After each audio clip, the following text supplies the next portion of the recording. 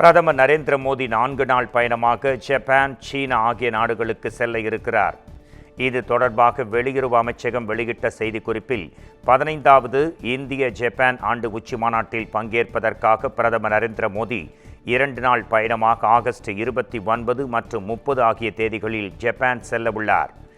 இந்த பயணத்தின் போது பாதுகாப்பு, வர்த்தகம், பொருளாதாரம், தொழில்நுட்பம் உள்ளிட்ட துறைகளில் இந்தியா, ஜப்பான் இடையே இருக்கும் சிறப்பு உத்தி சார்ந்த மற்றும் உலகளாவிய கூட்டுறவு குறித்து பிரதமர் நரேந்திர மோடியும் ஜப்பான் பிரதமர் ஷிகரு இஷிபாவும் மறு ஆய்வு செய்ய உள்ளனர்.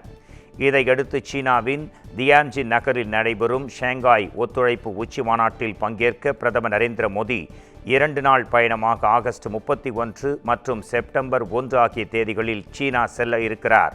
இந்த உச்சி மாநாட்டுக்கிடையே பல்வேறு நாடுகளின் தலைவர்களுடன் பிரதமர் நரேந்திர மோடி இருதரப்பு சந்திப்புகளை மேற்கொள்வார் என்று பெரிதும் எதிர்பார்க்கப்படுகிறது.